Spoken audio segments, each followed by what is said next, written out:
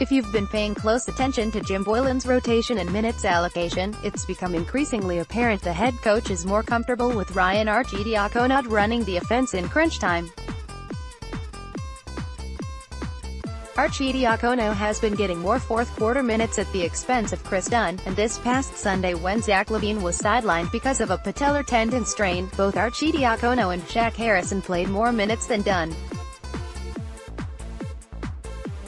With 4 weeks left in the regular season, is there anything Dunn can do to convince the coaching staff and front office they should stick with him as the starting point guard heading into next season? My colleague at NBC Sports Chicago, Mark Stroutman, tweeted an interesting stat breakdown on Sunday, showing that Dunn has only attempted 9 free throws in 14 games since February 1st.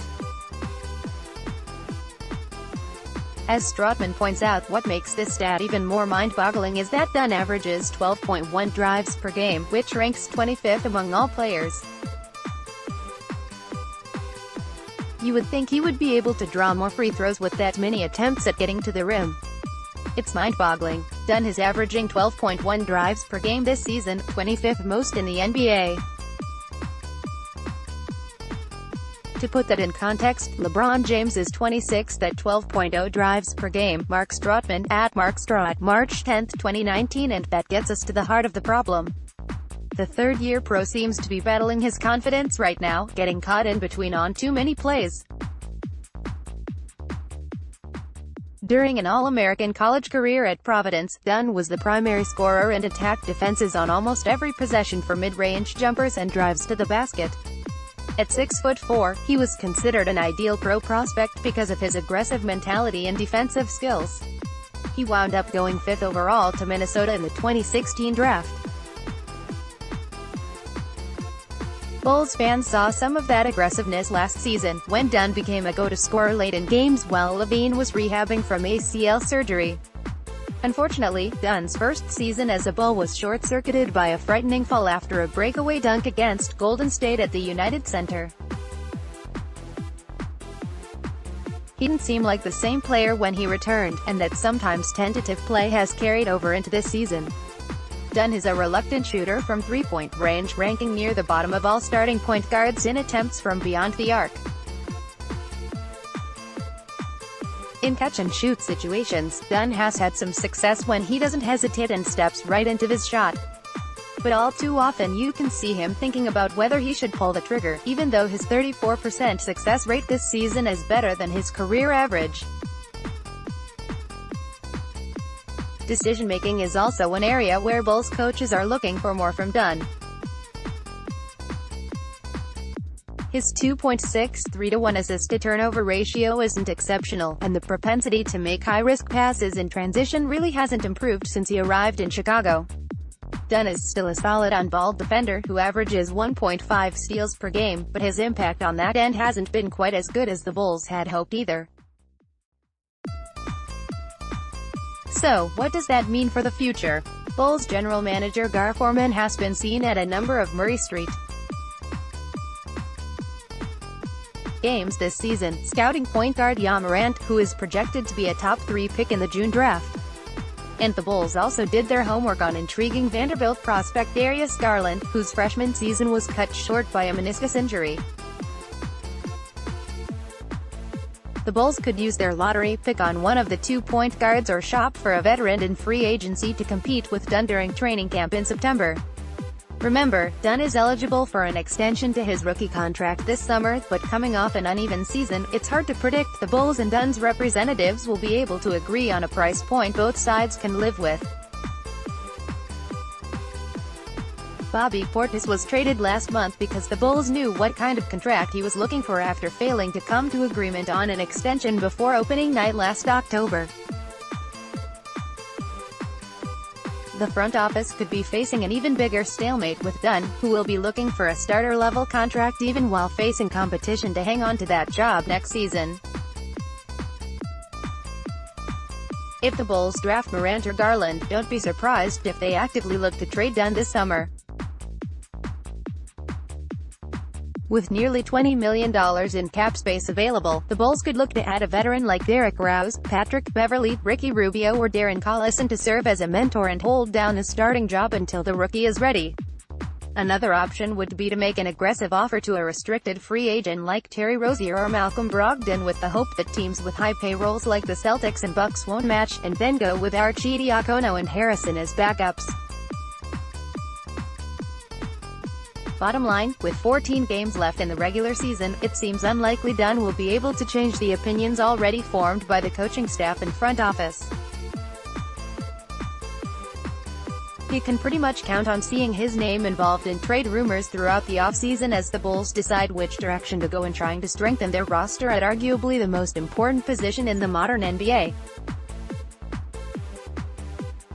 Around the association, who would have predicted the two-time defending champion Warriors turning into team turmoil this season? From the ongoing distraction of Kevin Durant's impending free agency to the sideline blow-up between Durant and Draymond Green, to the arrival of the mercurial Boogie Cousins, it's been quite a roller coaster ride in the Bay Area.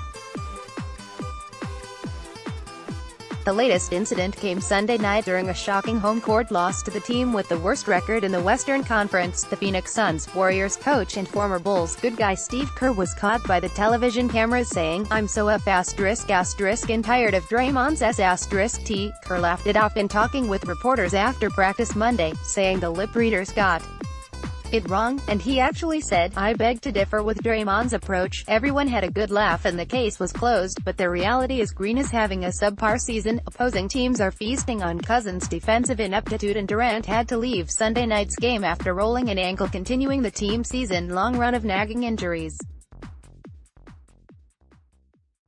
The Warriors are still the favorite to complete a championship three-peat, but as we learned during the Bulls' glory years, getting that third title is the hardest because of the physical and mental fatigue that players and coaches have to overcome. Did you see Bobby Portis made an official complaint to the NBA referee's official Twitter account saying he was fouled twice with no call in the closing minutes of the Wizards' overtime loss to Minnesota last Saturday? Give credit to Portis for going right to the source with his complaints, but it won't give him any satisfaction. At official Nberfs, "I know I'm not the most liked, loved guy in the league, but this has to stop. This is costing us games. Got fouled twice in the last minute of the game, 2 no calls. Can't wait to see the 2-minute report tomorrow. Pick that twitter.com/e6 you owe me 1G1E, Bobby BP Portis, at bportistime, March 9, 2019. By the way, Portis has continued the hot streak that began in early February with the Bulls since his arrival in Washington. In 12 games with the Wizards, Portis is averaging 16 points and 9 rebounds, shooting 48% from the field and a red-hot 46% from the three-point line. It makes sense that the Bulls didn't want to commit somewhere in the range of $15 minus $16 million a season for Portis, who would be a backup to both Lauri Markkanen and Wendell Carter Jr., but BP is playing his way into a big contract come July. Meanwhile, the other player involved in the Otto Porter Jr. trade, Jabari Parker, is averaging 13 points and 7 rebounds per game in 26 minutes off the bench. It will be interesting to see what kind of market develops for Parker this summer. Speaking of former Chicago high school stars, Marshall High School product Patrick Beverley is coming off quite a week. He asked Clippers head coach Doc Rivers for the defensive assignment against LeBron James in a matchup against the Lakers, and despite giving up 7 inches and about 70 pounds, he more than held his own in the Clippers' win. Later in the week, Beverley guarded MVP candidate Paul George in the Clippers' win over Oklahoma City, leading to a frustrated George complaining about the officiating in a post-game interview, drawing a $25,000 fine from the league. Beverley decided to rub a little salt in the wound, tweeting at George, "Men lie, numbers don't." He tried to blame the refs. Nah brah. It's no wonder I've been hearing from so many Bulls fans about how much they'd love to see Beverley bring the toughness and defensive mentality to his hometown team next season.